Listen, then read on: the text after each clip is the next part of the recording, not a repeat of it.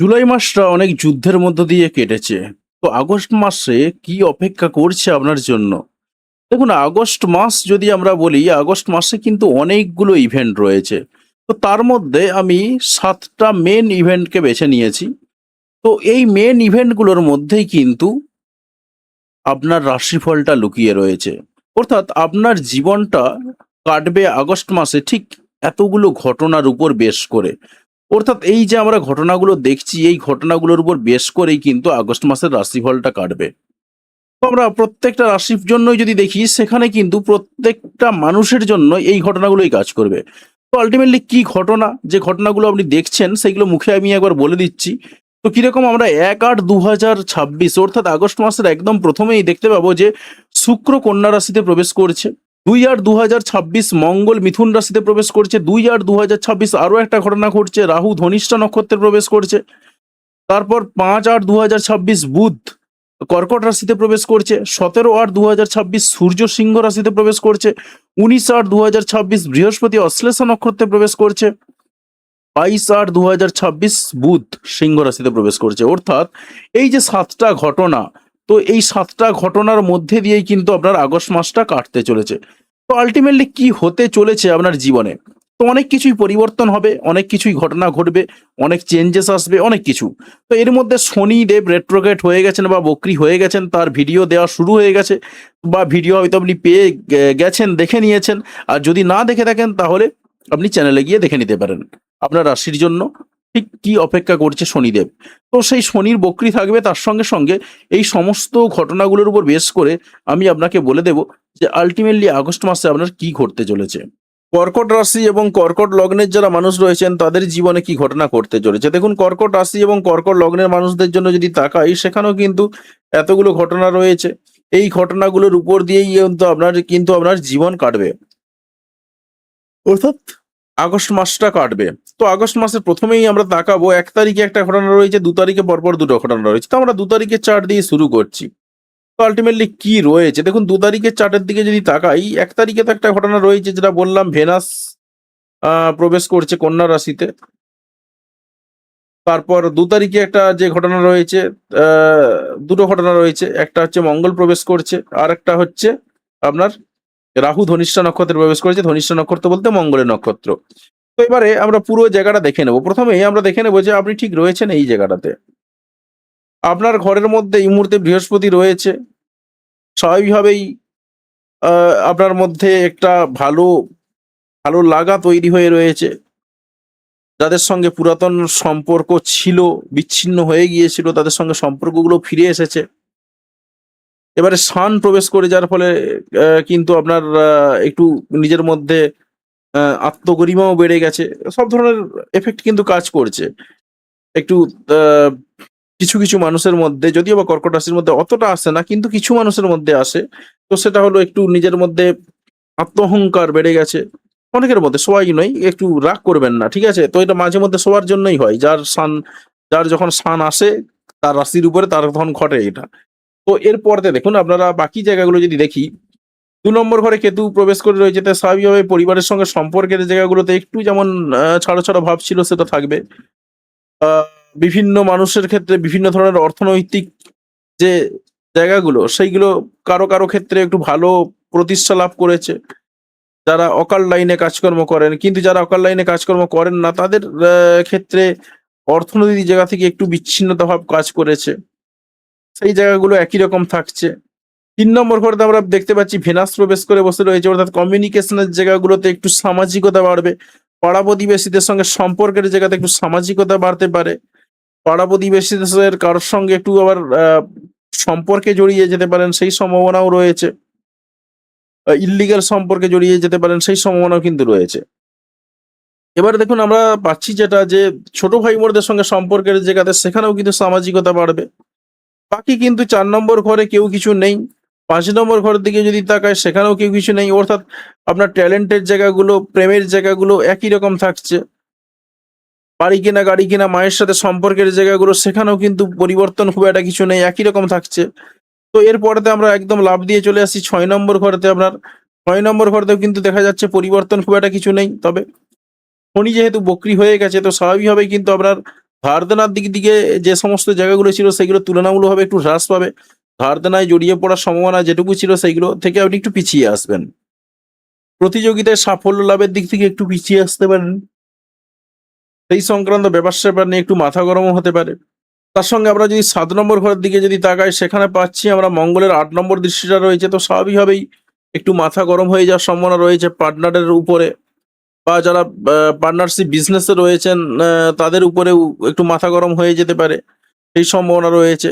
আপনার স্পাউসের উপর একটু মাথা গরম হয়ে যেতে পারে সেই সম্ভাবনা রয়েছে। আপনার ৮ নম্বর ঘরে এই মুহূর্তে রাহু প্রবেশ করে রয়েছে। রাহু থাকবে আপাতত ২০২৬ টা পুরোটাই। তাই হঠাৎ প্রাপ্তির কিছু মানুষের ক্ষেত্রে হঠাৎ প্রাপ্তির যোগ রয়েছে। তবে এই মুহূর্তে কিন্তু আপনার হঠাৎ লসের যোগ রয়েছে। তাই একটু সাবধানে কাজকর্ম করতে হবে। শেয়ার মার্কেটে লস হয়ে যেতে পারে সেই সম্ভাবনাও কিন্তু রয়েছে। তবে হঠাৎ করে বিদেশ ভ্রমণ হওয়ার সম্ভাবনা দেখতে পাওয়া যাচ্ছে, সেই সম্ভাবনা রয়েছে বিদেশ ভ্রমণ হয়ে যাওয়ার। এবার আমরা যদি ৯ নম্বর ঘরের দিকে তাকাই সেখানে পাচ্ছি যারা স্যাটার্ন রয়েছে, স্যাটার্ন বক্রি অবস্থায় রয়েছে। তো স্বাভাবিকভাবেই ভাগ্যের দিক থেকে একটু স্লো রেজাল্ট পাবেন।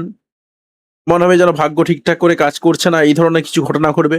তার সঙ্গে ভ্রমণ একটু পিছিয়ে যেতে পারে। অবশ্যই দেশের মধ্যে ভ্রমণ, উচ্চশিক্ষায় একটু মন বসাতে পারবেন না, একটু পিছিয়ে আসতে পারেন। সেই ধরনের কিছু সম্ভাবনা রয়েছে। পিতার সঙ্গে সম্পর্কের জায়গাতে পুরাতন কোনো বিষয় নিয়ে আলোচনা হতে পারে, সেই সম্ভাবনা রয়েছে। তার সঙ্গে আপনি এক কাজ করতে পারেন। এই শনি বক্রি হওয়ার ফলে আপনার জীবনে কি প্রভাব পড়বে সেই সংক্রান্ত ভিডিও দেওয়া রয়েছে। আপনি চ্যানেলে গিয়ে ভিডিও সেকশনে গিয়ে ভিডিওটা দেখে নিতে পারেন। কিংবা এই ভিডিওর এন্ড স্ক্রিনে আপনি পেয়ে যাবেন। এবারে দেখুন আমরা যখনই আসছি আমরা ১০ নম্বর ঘরেতে কর্মের জায়গাতে কিন্তু আমরা বিশেষ কোনো পরিবর্তন নেই। কর্মের জায়গাগুলো একই রকম থাকবে। কর্মের জায়গাতে যেমন ছিল তেমন থাকবে, কোনো রকম পরিবর্তন কিন্তু আমরা দেখতে পাচ্ছি না। আপনার যদি ১১ নম্বর ঘরের দিকে তাকাই, হঠাৎ করে প্রাপ্তির যোগ প্রথমের দিকে ছিল একদম আগস্ট মাসের ১ তারিখে, কিন্তু আগস্ট মাসের ২ তারিখ থেকে প্রাপ্তির যোগটা কিন্তু আর সেভাবে থাকবে না। তার সঙ্গে আমরা দেখতে পাচ্ছি যেটা রাহু প্রবেশ করছে আপনার মঙ্গলের নক্ষত্রে এবং মঙ্গল রয়েছে আপনার এই মুহূর্তে ১২ নম্বর ঘরেতে। স্বাভাবিকভাবেই হঠাৎ করে শেয়ার মার্কেটে লস হয়ে যাওয়ার সম্ভাবনা চরম পর্যায়ে রয়েছে। হঠাৎ করে বিদেশ যাত্রার সুযোগ চরম পর্যায়ে রয়েছে। তাই শেয়ার মার্কেটে কাজ করার ক্ষেত্রে একটু সাবধানে আপনাকে কাজ করতে হবে। সেরকমই দেখা যাচ্ছে হঠাৎ করে যেকোনো বিষয় নিয়ে লস হয়ে যাওয়ার সম্ভাবনা দেখতে পাওয়া যাচ্ছে চরম পর্যায়ে।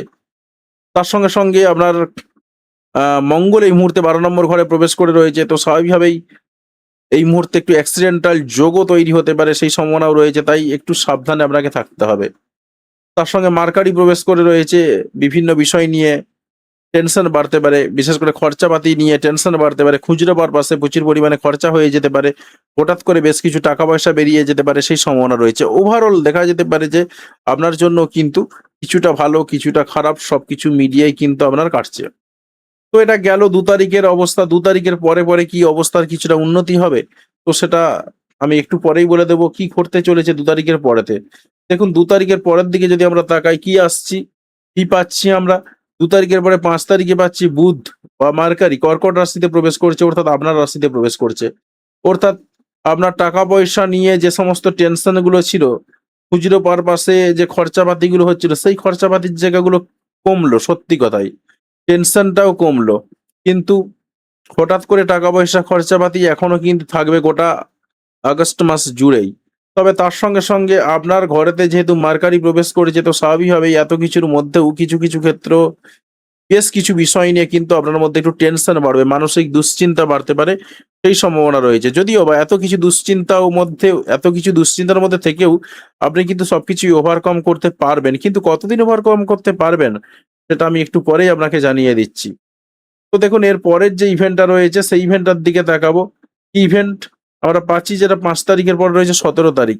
১৭/৮/২০২৬ সূর্য প্রবেশ করছে সিংহ রাশিতে। দেখুন সূর্য যখনই সিংহ রাশিতে প্রবেশ করছে তখনই আপনার মধ্যে যেটা বলছিলাম যে একটু আত্ম-অহংকার, ১ম এর দিকে বলছিলাম অনেকে হয়তো রাগ করে ফেলেছিলেন আমার উপরে। তো অ্যাকচুয়ালি রাগ করার কিছু নেই। যে আত্ম-অহংকারগুলো ছিল মাঝে মধ্যে প্রত্যেকটা মানুষেরই চলে আসে।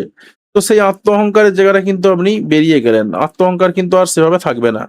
আপনি একদম স্বাভাবিক জীবনযাপন করবেন। আপনার মধ্যে একটু জ্ঞান নেওয়ার প্রবণতা বাড়বে।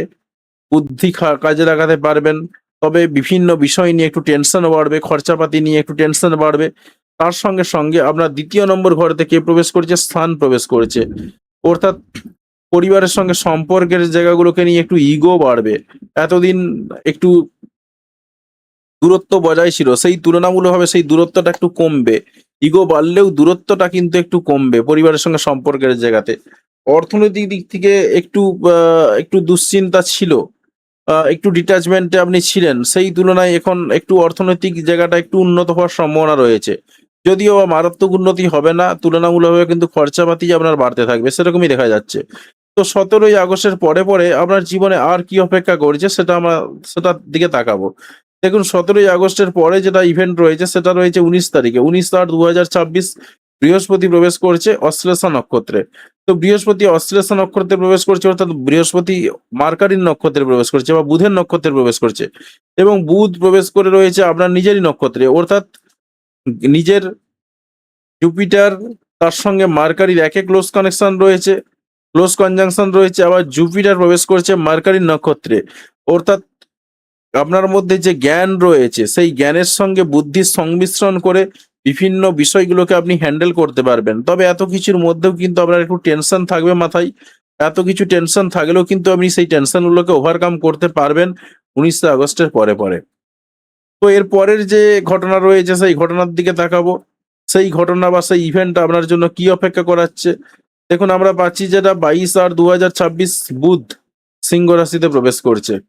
তো যখনই বুধ সিংহ রাশিতে প্রবেশ করে যাচ্ছে, তখনই কিন্তু আপনার মধ্যে এই যে দুশ্চিন্তার জায়গাগুলো বলছিলাম, সেই দুশ্চিন্তার জায়গাগুলো কেটে গেল। অর্থাৎ নিজের জ্ঞানটাকে কাজে লাগিয়ে এবারে আপনি কাজ করতে পারবেন। ওভারঅল সব দিক থেকে ভালো থাকবে।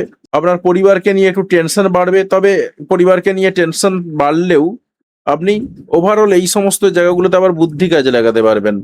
এবারে আপনার যদি তাকাই আমরা আ অর্থনৈতিক জায়গাতে সামান্য একটু উন্নতি হওয়ার সম্ভাবনা রয়েছে। তবে মারাত্মক উন্নতি যে হবে এমনটা কিন্তু নয়। তুলনামূলকভাবে কিছু খুচরো পারপাসে পয়সা খরচা কিন্তু বেড়ে যাবে, সেই সম্ভাবনা রয়েছে। কারণ হাজার হোক আপনার ১২ নম্বর ঘরে এই মুহূর্তে মঙ্গল প্রবেশ করে রয়েছে।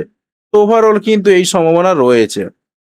তো এই দেখা গেল যে আপনার অবস্থান।